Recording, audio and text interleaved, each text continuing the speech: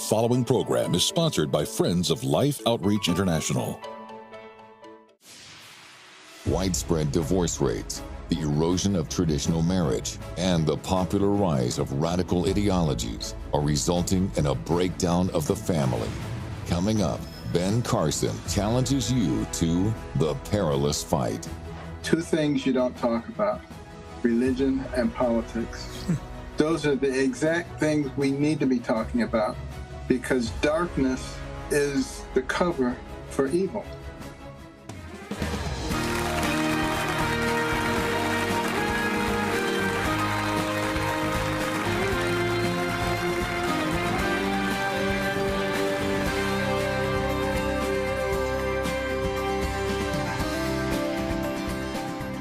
Well, James Robinson and Betty welcome you to life today, and one of my favorite people on planet Earth is here.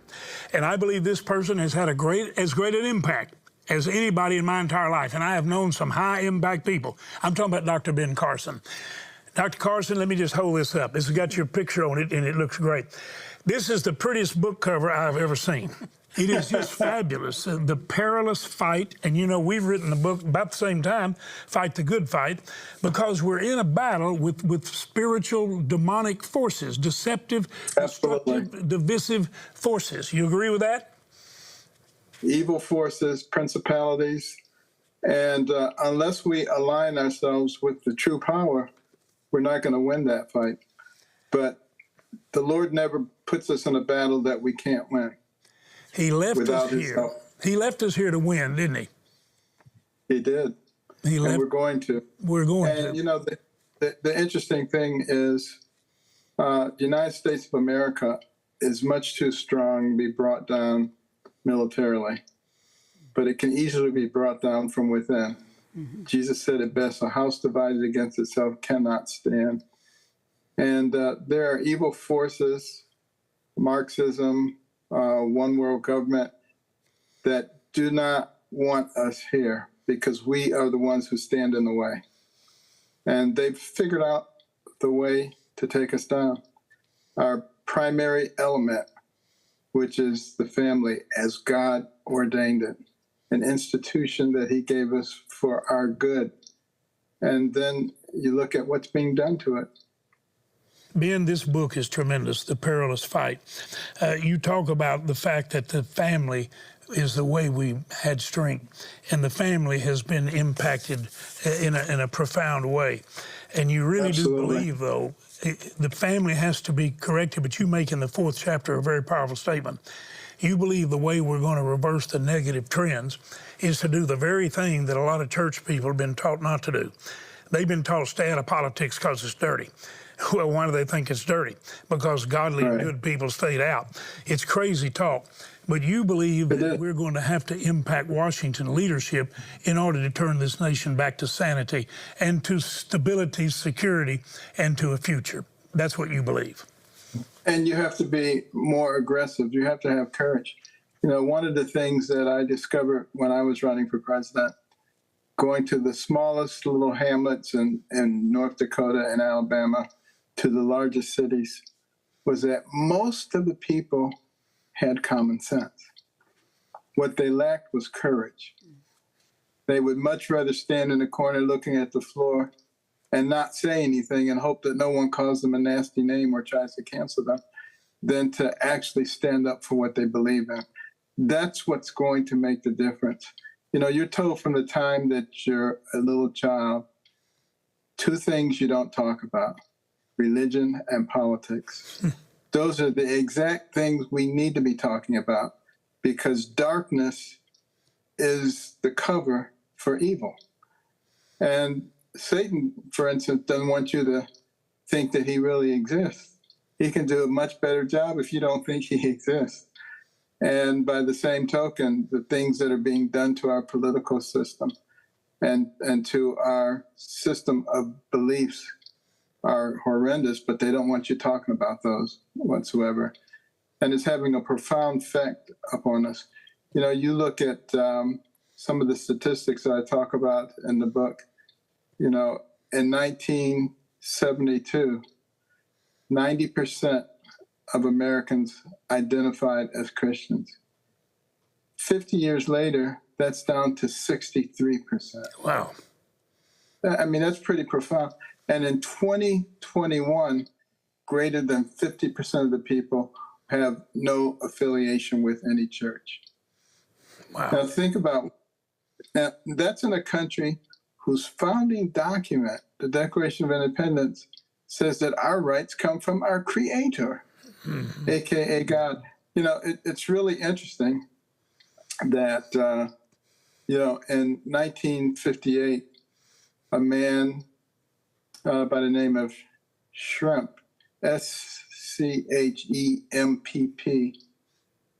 Edward Louis Schrempp, filed a lawsuit against the Addington County School Board because they required the school day to be started with prayer, the Lord's Prayer, and the Bible reading. The state actually tried to accommodate him by saying you could have your kid excused with a note from the parents. That wasn't good enough. It ended up in the Supreme Court in 1963. They decided that, in fact, required prayer and Bible readings were unconstitutional. But then they extended it from there to say that there should be no governmental support of anything that has anything to do with religion. And it has just mushroomed from that point forward. And you look and you see what's happened to our society.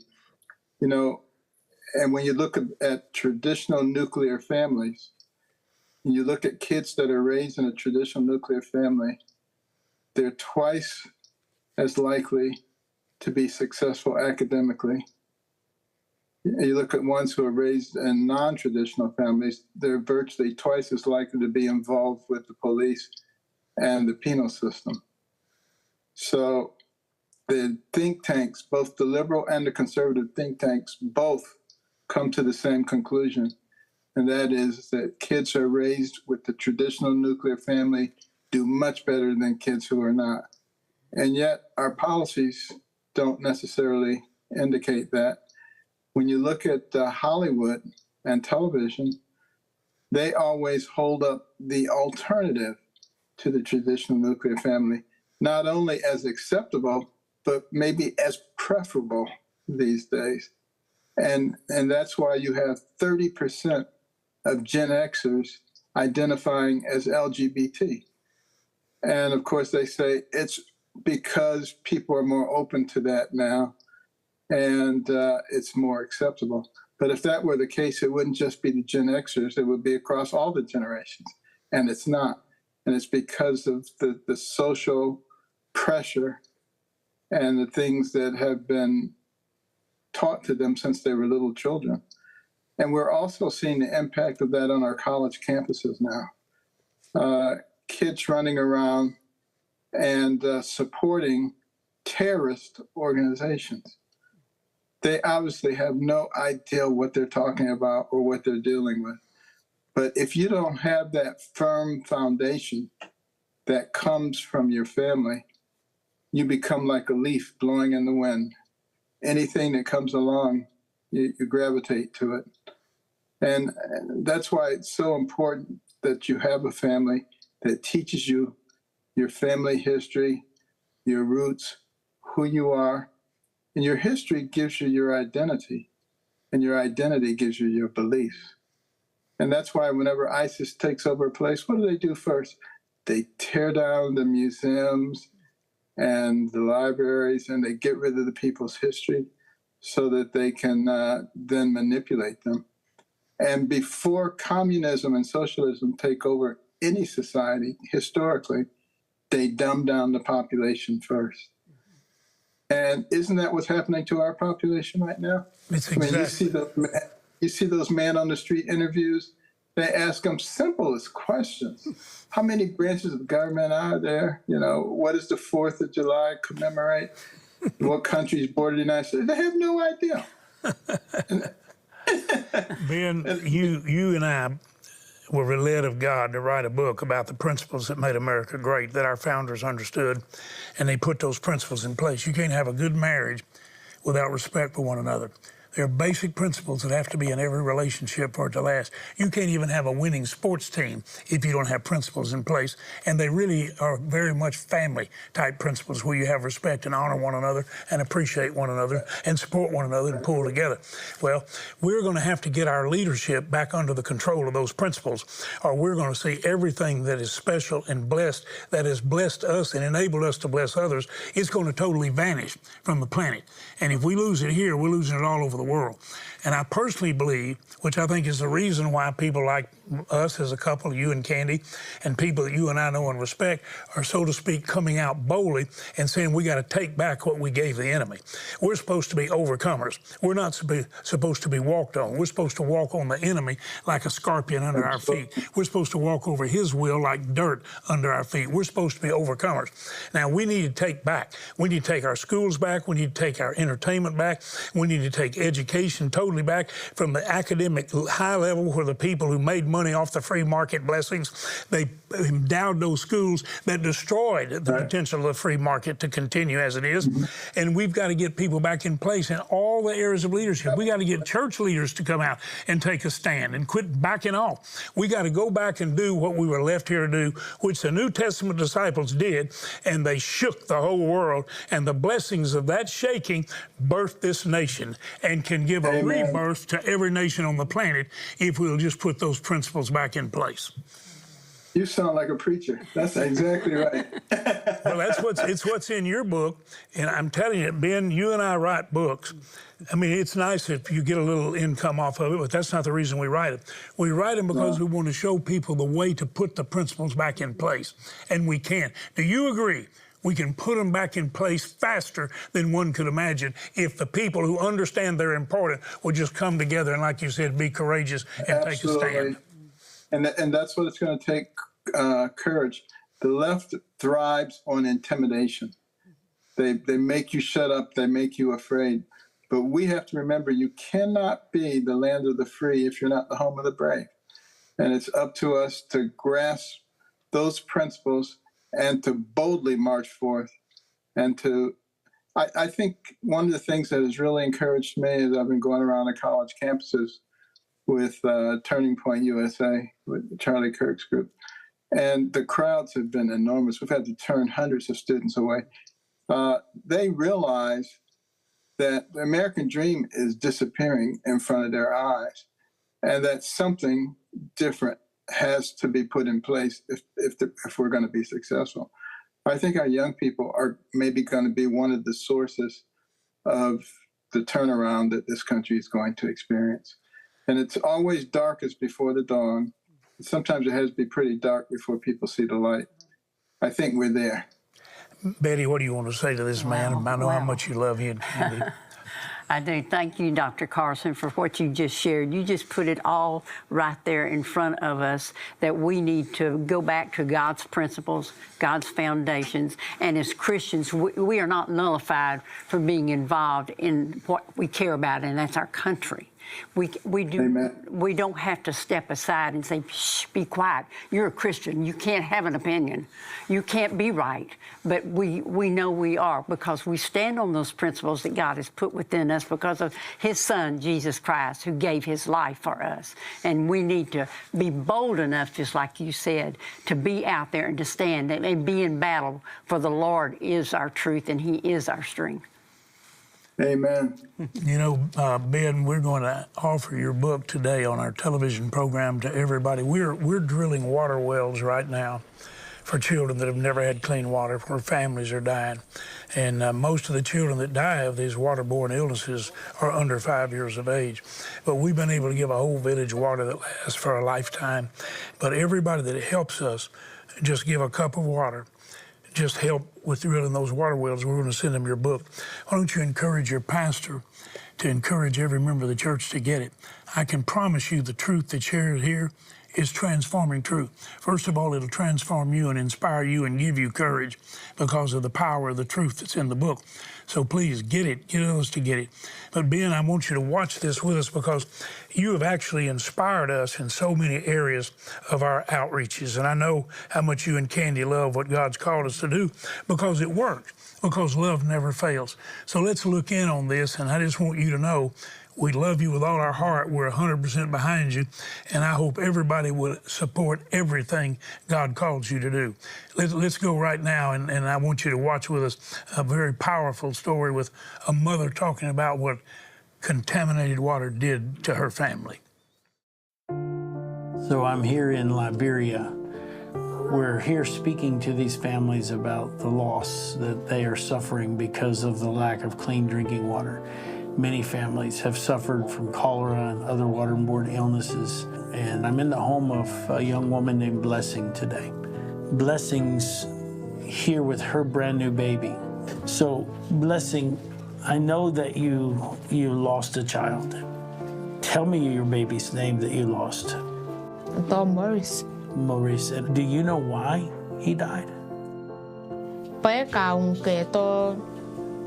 De yoa ya kue pompe ya kadu yoa yi poada yi pu yi be ya mu zendo yi akolo da ka zendo ya ke e pe ya zendo ya ke e zendo pe ba ke ka.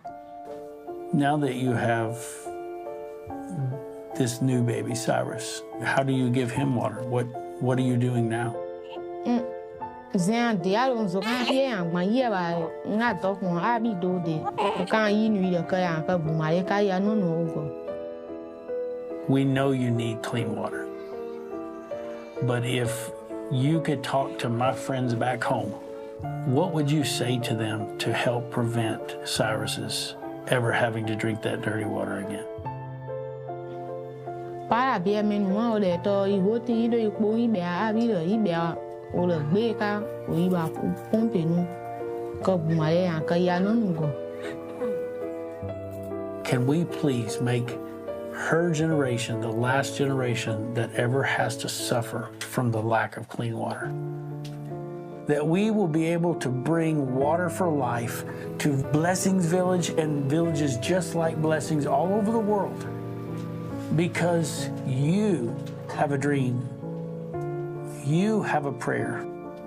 It just simply takes us being like Jesus, being willing to make a sacrifice, to be a blessing. You know, we've drilled together with your help over 8,000 wells, saved millions of lives. We've inspired tens of thousands of wells to be drilled by individual churches. Would you right now make a gift? Could you drill a well? Betty, many of our friends tell us drilling a well every year is as great a joy as they have. You and I committed to try to drill a well every time we had the emphasis, and God answered our prayer. When we started, it was 3,600, and now it's 4,800. We've been able to do it. Hasn't it been a blessing? It really has. And I pray that as you listen to Blessing, what a beautiful name to have. She's asking for your help. She's lost one child, and now she's holding another one in her arms.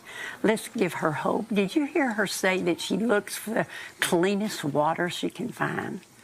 There's not any clean water, but she looks for that water that looks the clearest and tries to find the least disease in it. Well, we have the answer to her problem by drilling the water wells. Won't you please reach out and let's offer hope and life to Blessing and all those around in that village that need your help for their precious little ones. Please join us in that. And Betty, I'm praying we'll see the greatest response we've ever seen. I think you know that we've committed another 350 wells to be completed in the next few months. But we need to complete the income necessary. Would you right now just ask God, God, what do you want me to do? Would you please, could you drill a well? Yeah. You know, some of you have never even considered that, but $4,800, it's possible. Some of you give $1,200 and pray 3 join you, or $2,400 and pray 1 joins you. But you can help. Would you just ask God and then do what he puts on your heart? Remember, $48 gives 10 people water the rest of their life. How big would that be to that little baby you just saw and to that mother? That's one of the three. Don't think any gift is too small, because life is too precious. $144 gives 30 people water the rest of their life. Whatever you can do, please do it. Go get your bank card, use it like a check. It's the way you should always use it. But make the gift. Go online or call the number there. If you write a check, make it to life. That's what you're giving. Please do it. We have some beautiful gifts to send you. You're giving the greatest gift. We give you blessings in life because we love you. And it's your love being shared that gives so many people life with clean water. Would you do it right now, please? Don't put this off. Thank you so much for sharing life. Every day, thousands of lives are lost to a waterborne disease, and nearly half of those are children under the age of 5. Through Mission Water for Life, now in its 25th year, you can give mothers hope and children a future as we provide clean, life-giving water for thousands of children and their families before it's too late. With your gift today, you can help drill and establish 350 water wells this year. Your gift of $24 will help provide clean water for 5 children. A gift of $48 will help provide for 10, and $144 will help provide life-giving water for 30 people for a lifetime. With a gift of any amount, we'll send you the God's Word for My Day devotional set. These 4 seasonal devotionals each contain a daily reading, an encouraging verse, and a thought to ponder for each day of the year. With your gift of $100 or more, you may request the His Word is Life tumbler set. These 2 20-ounce stainless steel tumblers, each inscribed with a scripture, will inspire you throughout the day and help keep your drinks well insulated while at home or on the go. Finally, please consider a gift of $1,200 to help provide water for 250 people, or a gift of $4,800 to help sponsor a complete well, and request our beautiful bronze sculpture, A Cup of Water. Please call, write, or make your gift online. Water, Earth's most abundant natural resource. Yet out of this abundance, only a tiny fraction of it is suitable for drinking. And suitable is a loose definition. You know, if you were thirsty in Africa or in many of the remote parts of the world, you'd walk up to a stream like this and say, oh, I've got great water. But what you don't realize is in this area alone, thousands of people got cholera, serious, severe diarrhea. Many people, it cost them their children. Our mission teams have seen these water conditions firsthand in several countries around the world, and they have ministered to families whose lives are torn apart by contaminated water. I've sat with mothers who have just buried their children. I've cried with them, I've wept with them, asked them what they needed. You know, the only thing they would ever tell me was water. Just if we had clean water, I know my children would still be alive. So I'm here in Boma, South Sudan with Lakunko. She's a mother from a local little village just right up the hill here. And she brought me down to her water source, and I wouldn't let my dogs drink from this water. This is the story all over the world. Statistics show that 1 child will die every 20 seconds from a waterborne disease. And it doesn't have to be that way. You know, Mother, you see these kids down here getting this water, but this is not clean water, is it? It's not. It's a very contaminated water. It has worms, the frogs, all the animals come here and drink from this water, so it's not really safe to drink. I can't help but notice that they're working so hard to get water that actually, it could kill them. Yeah, but they have no other choice. They don't have the choice right now. It's just the death in the water. But we can give them the choice. While the problem here is serious, the solution is surprisingly simple. A clean water well. Life Outreach and its mission partners have the experienced teams and necessary equipment ready to drill hundreds of safe, life-giving water wells around the world. Clean water is here in this village, and it's literally giving them water for life.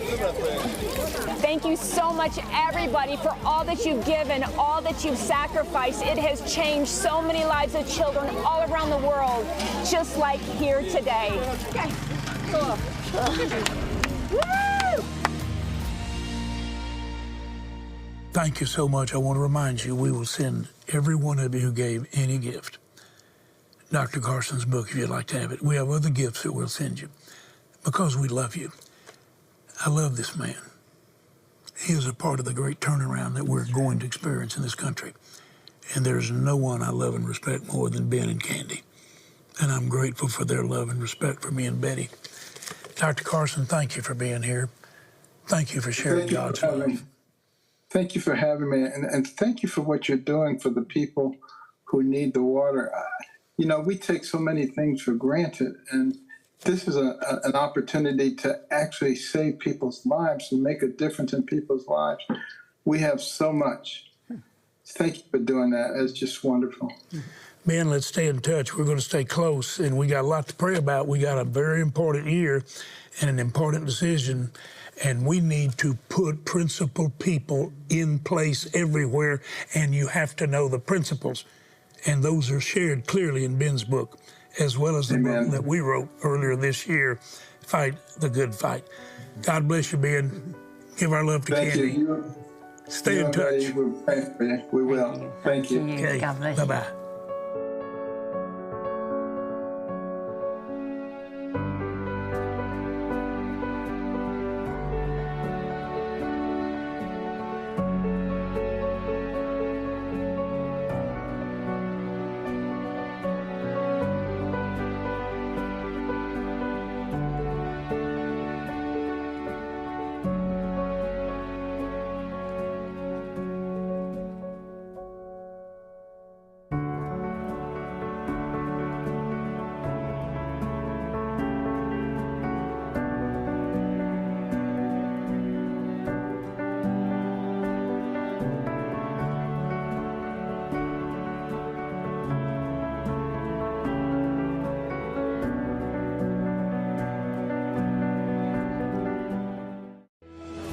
For over 60 years, Life Outreach International has shared the transforming truth of God's love in both word and deed. We are forever grateful to everyone who has joined us in our mission of providing water to the thirsty, food to the hungry, shelter to the orphan, and meeting the various needs of those who are struggling.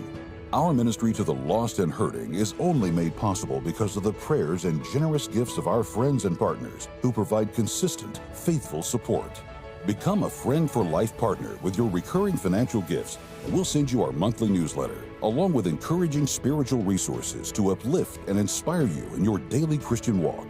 Best of all, you'll be blessed to know that your ongoing gift is helping make possible the outreaches of life. Call now or go online to become a Friend for Life. Your monthly support will help us continue to bring God's love, hope, and healing to a world in need. One life at a time. Please call now. Tomorrow on Life Today, join Kathy Lee Gifford as she explores the interwoven lives of King Herod and Mary, Mother of Jesus. Life Today is made possible by the supporters of Life Outreach International. Your gift will be used exclusively for the exempt purposes of life. The ministry features specific outreaches as examples of the programs it supports and conducts. Gifts are considered to be without restriction.